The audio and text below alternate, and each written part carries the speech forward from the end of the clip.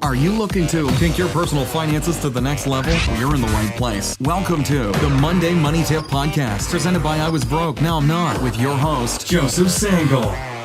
Welcome to episode number 34. My name is Joe Sangl. I'm fired up to be here with the Monday Money Tip Podcast, and I'm here with my co-host, Megan Hibbard. How are you doing today? I'm good. I was about to read the wrong notes from our last episode. You're on episode 33.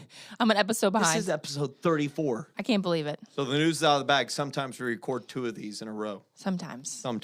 Because your schedule is sometimes all the time crazy. That's right. But we are indeed in the month of February. On the month of this release, we're not too far out. Oh, yeah. So that's good.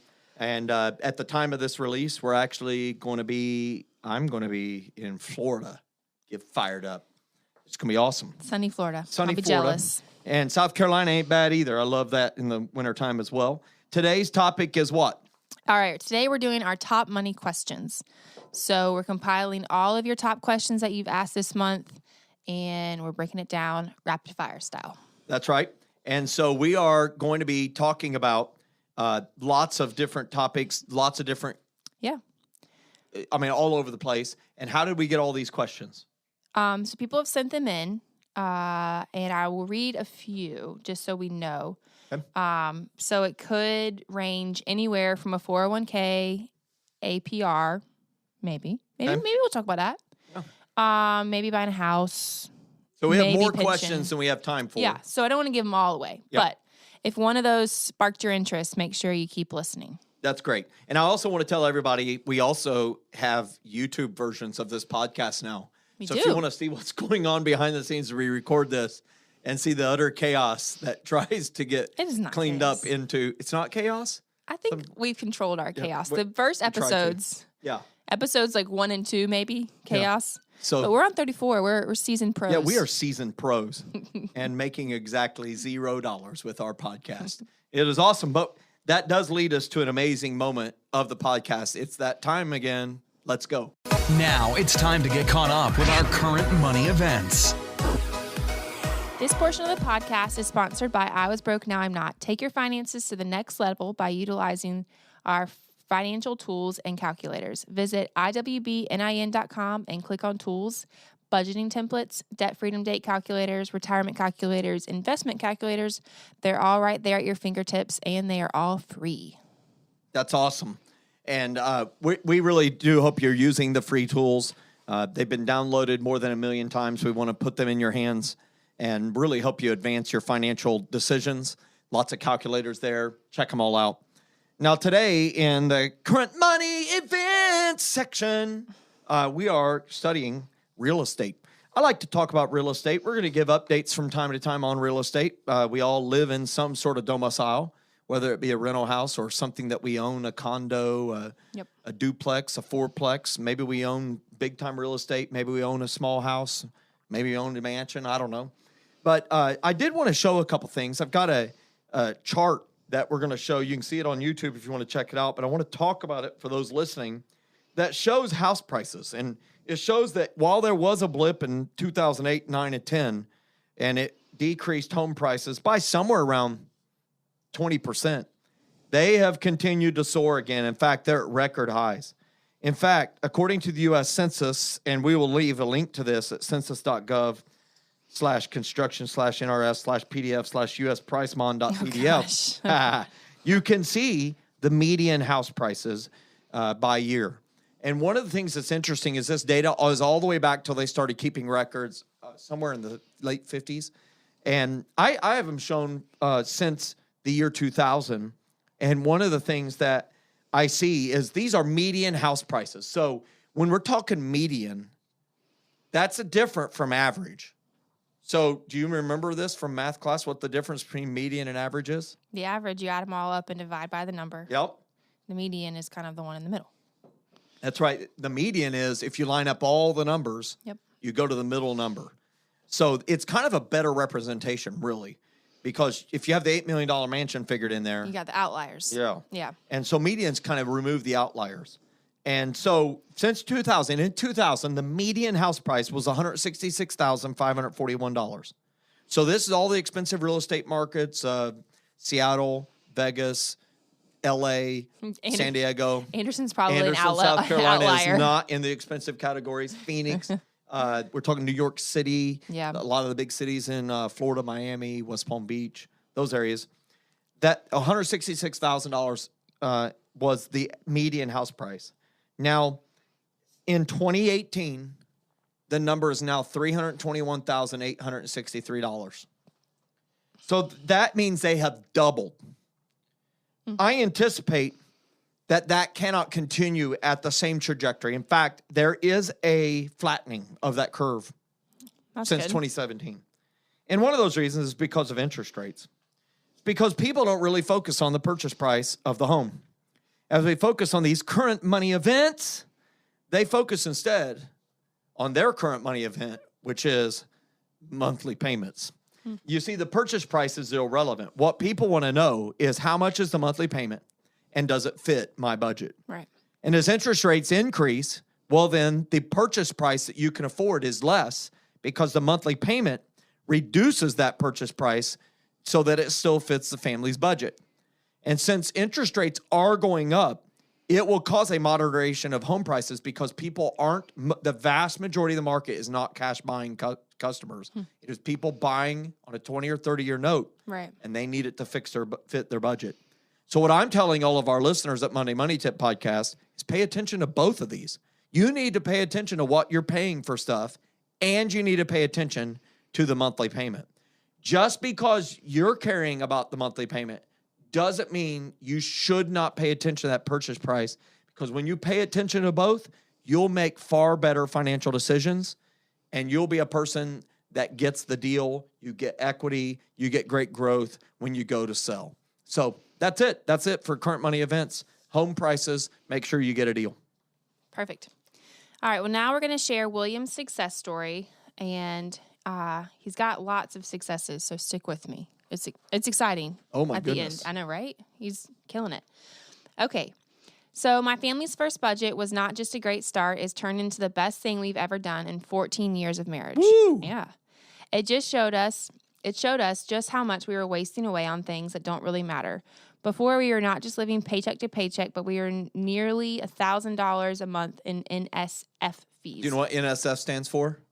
I do. But Megan can't remember because it's never happened to her.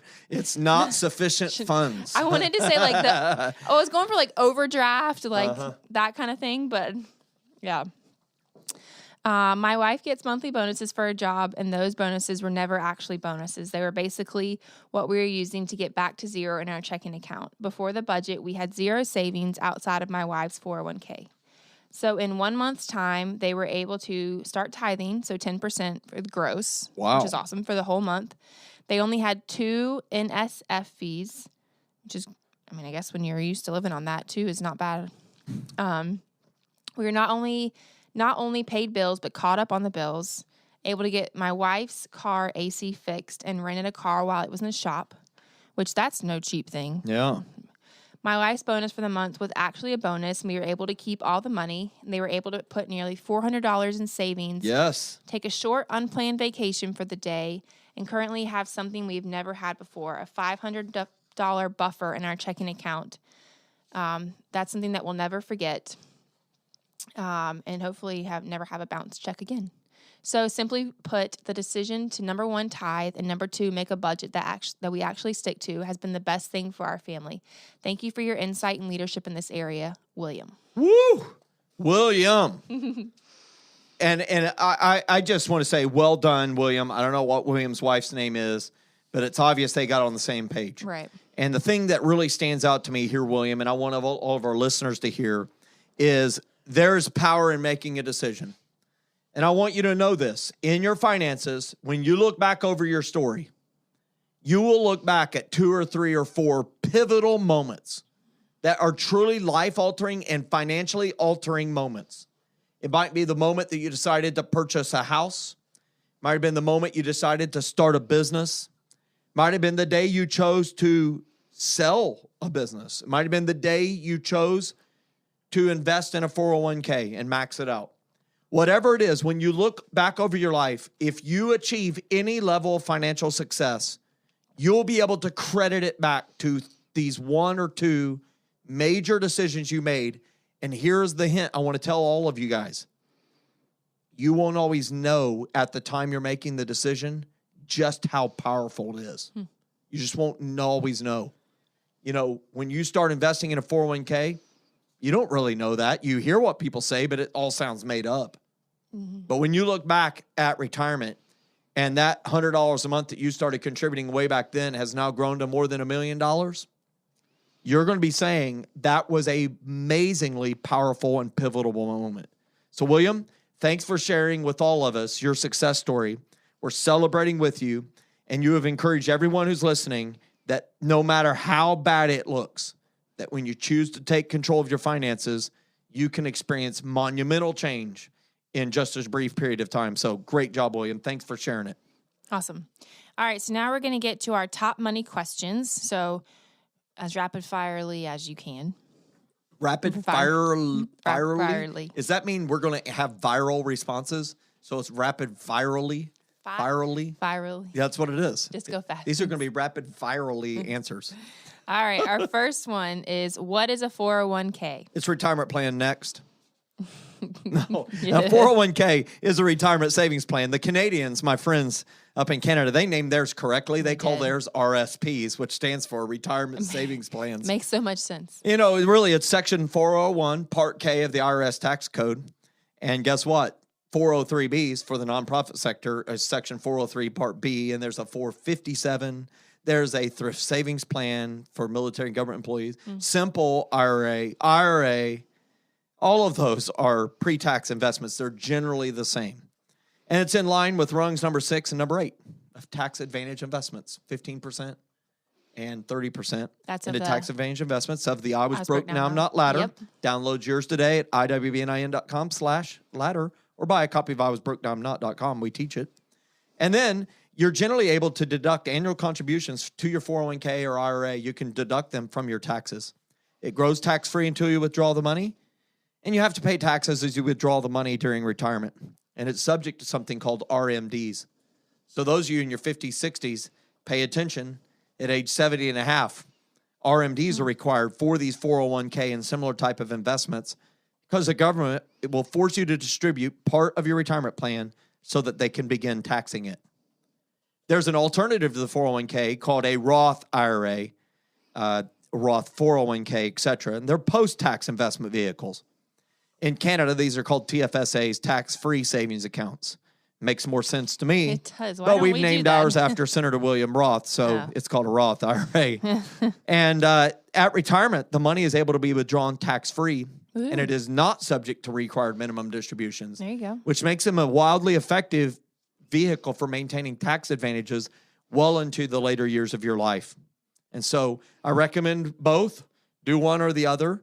Both are fantastic. Choose one or the other. Maybe do some of both, but they're both fantastic ways. RSPs and TFSAs in Canada, our 401k and similar type of investments and Roth IRAs in the U.S., all of them allow us to grow our money without having to work for it. And that is an ideal way to become wealthy.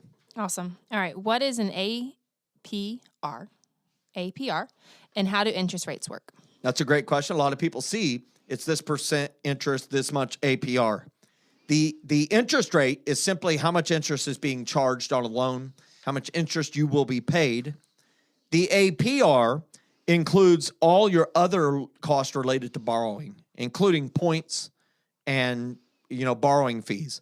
So origination fees, things like that. So the APR figures that in. And the interest is just the specific amount charged for the amount borrowed. Hopefully that clears it up. Yeah. All right, our next question. When is the best time to buy a house? When is the best time to buy a house? When I'm selling mine. No. When you can afford it, of course. And when can you afford it? Well, if you look at the I Was Broke, Now I'm Not ladder, it's when you've achieved at least rung number 3, which is contributing at least $100 a month to your retirement account, or if you have a matching fund in your employer's retirement plan, at least contributing enough to get the matching fund, and you're at rung number 4, and you're beginning to pay off your non-house debt. So when you look at that ladder, it's when you've achieved at least rungs number 1, 2, and 3. Rung number 1 writing down your plans, hopes, and dreams. Rung number 2, saving a month's worth of money in an emergency fund. And rung number 3, that contributing enough to get the full employee match.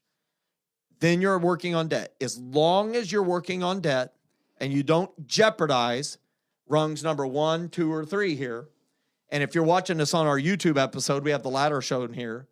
As long as you don't jeopardize rungs 1, 2, and 3, and you can still pay off your debt in a reasonable amount of time, and watch this, you also don't use your emergency fund for the down payment. So I have to say that because a lot of people, they view the emergency fund money they have saved as part of their down payment. And you've bought a house. Yep. I've bought lots of houses.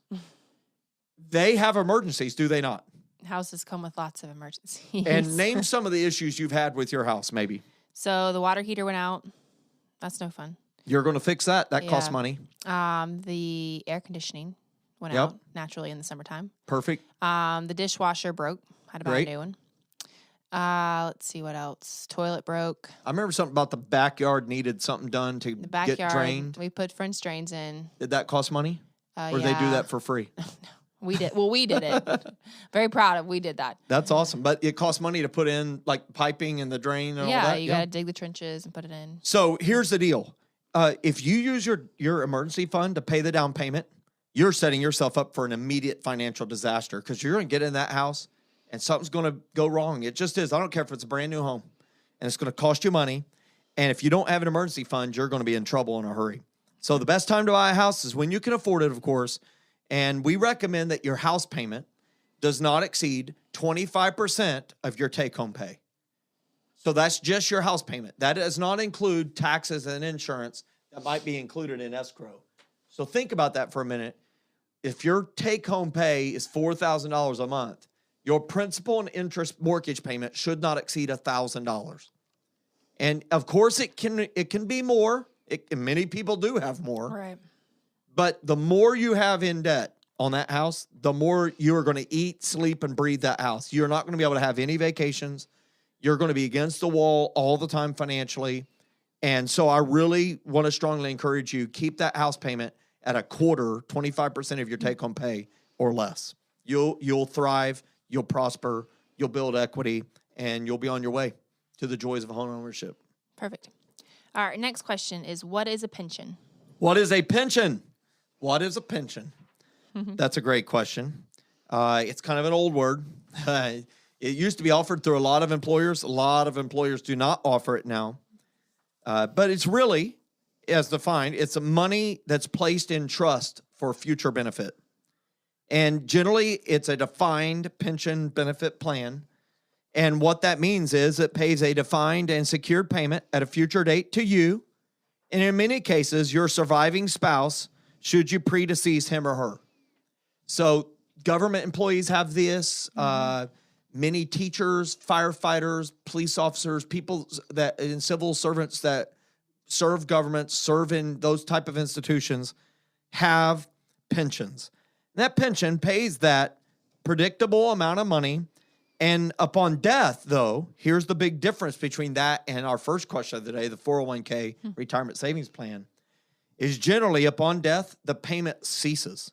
And there is no residual obligation due to your heirs. So if a 401k is there and you were working on $1 million, which we want all of our listeners to have that $1 million, and we believe you could all get there, no doubt about it, if you invest early and often enough, that maybe you bleed that down and you end up leaving $400,000 behind and you had 3 kids. Well, then there's $400,000 of value there. You can divide it between the 3 kids. They each get $133,000. A pension, you have nothing to leave your heirs. And one of the things that happens with people who have a pension is they're lulled to sleep by this guarantee and this promise of money. Right. This guaranteed money. So they look at it and say, I don't need to be putting money away in a retirement plan because my income during retirement is going to basically be, it's all different based on pension, but a lot of times it's like the average of the 10 highest paying periods they've had or 5 highest paying quarters. Wow. I mean, it's not a small amount of money right. for many of these people who've worked for 30 or 40 years and paid into a pension. By the way, the Social Security program functions as a pension as well, as a defined benefit. You can find it at ssa.gov. and you can find out what your defined pension is. So what is a pension? It pays. There's nothing left to leave to your heirs.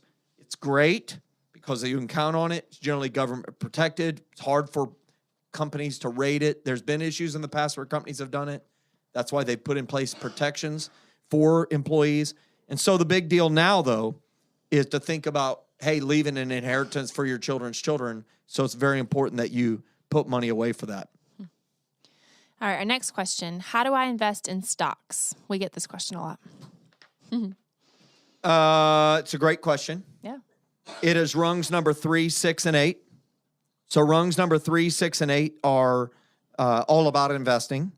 Ideally, I don't think you would be investing in individual stocks until rung 6, 15% of gross income into tax advantage investments, or in rung number 8 is where a lot of people get into it. Mm-hmm. However, a lot of young people love this stuff, and hey, I want to encourage everybody to do it. So a couple things I want to share is, and I've got these on the screen, and I'm going to rattle them off quickly here. You can also find them under our Next Steps area of iwasbrokenowimnot.com under Next Steps Investing. But Schwab.com, Charles Schwab, TDAmeritrade.com, ScottTrade.com, eTrade.com, and ShareBuilder.com. They're all free trading accounts, and you can set up an account today, and you can set it up as a Roth IRA or a regular IRA. That would get you tax advantages. Or you can just invest in something for a dream that's a ways off. It's outside that 5-year window, but it's before retirement, so you don't really want to have it in tax advantage retirement stuff because there's penalties then to take it out. And so it's this simple. And I encourage every listener to try it. Open an account today. Go to any one of these, Schwab.com, TDAmeritrade.com, eTrade.com, ScottTrade, eTrade, ShareBuilder.com. And you can simply transfer money into that new account. You can set up the account in less than 5 minutes. You can transfer money from your bank account, or you can send them a check if you want to, right? I know the 90s called, they want their checkbook back. So you can send a check, Dad. And once your money is accredited to your account, you can buy and sell stock once the money arrives there. And so I have that. I use Schwab. And so I'm showing everybody here, I have my Schwab app. All of these have apps, and you can buy and sell. And right now it says the market is up 48.90 points in the Dow Jones, 0.35%, the S&P 500, the NASDAQ is up 0.92%. And then I can simply click log in, and I'll be able to scan with my thumb, and I take a look at my account, and I can see how much I'm up today. It's a good day for me. I'm up 1.19% in my account, and that's exciting. That is how simple it is. Once the money is in your account, you can click trade, and once you process the trade, because you're probably not trading billions, it will be processed in like light seconds, like millilight seconds. Like it's instantaneous. You will own it as long as the stock market's open between 9:30 a.m. and 4 p.m. on an average day, Eastern time. And then I also would say take a look at all the research that's provided by those companies. I really love Schwab.com because it's a very simple user interface, and I love their reports on businesses. I also have an account with ShareBuilder.com and with TDAmeritrade.com simply because I love to test them all and see what they're like. I've not tried ScottTrade. I have had an account with eTrade before. They're all very good. And just choose one and start tracking the market. Put a little bit of money in there and see what happens. Perfect. All right. Well, our helpful tool to this episode is our investment value calculator. We have a picture of it up here on the screen if you're watching on YouTube. So, yeah, super the helpful. Monthly investment value calculator, you can simply type in a percentage return, an interest rate or annual rate of return, put in how many months that you're going to be investing, and then you can say, here's what it's worth right now. So you can put in what your 401k is worth right now, how many months until you're going to start pulling from it. And then you can put in how much you're contributing per month. And if you're getting a company match, make sure you include the employer match in that monthly contribution. And then you can change the monthly or the annual rate of return from 0% to 8%, 6%, 4%, 12%. Change the different numbers and see the effect that it has on your final number. And then we also show it in 5-year increments. Really like that calculator, and it's fantastic. Yeah, it goes all the way to 60, so 60 years. So it gives you a great view of, what your money could do potentially in the future. So the key financial quote for this topic that I'd like to share is, the man who asks a question is a fool for a minute. The man who does not ask is a fool for life. And that's from Confucius. It's great wisdom. And I wanted to share that today as a financial quote because many of us get stuck financially. And so I'm going to go on a Joe's rant. Can I go on a rant for 1 minute? Yep. It's a 60-second rant. Joe's going off on a rant. Stop not knowing. Come on. Get over it already. Like, for real. You said for 10 years you don't know how to invest. So stop not knowing. And the way to stop not knowing is to actually invest a little. Put a little bit of money there. Your heart will transfer with it. Your mind will be there. And even if you lose all 200 of your dollars, it will be the greatest financial lesson ever. Trust me. You spent $1,500 on the worst college class you ever had, and you didn't use any of it, and you don't know why you were there. Listen, you're worth the $200, $300, $400 that you would put into an investment account, and stop not knowing. You can do this, and you've got to get off of it because retirement is approaching. It is very close, closer than you think. It is not a myth. It is not something that will never happen. For most people, we will face retirement. We'll no longer be able to exchange our time, energy, and effort for money, and we will have to have our money working for us.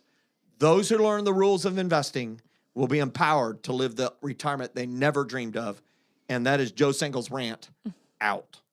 And we have a couple of resources to help if you feel like that is you. That should be a section of the podcast. A rant. A Joe's rant. I don't know if we should give you that ability. You should all vote. If you guys want that, email us at info@iwbnin.com.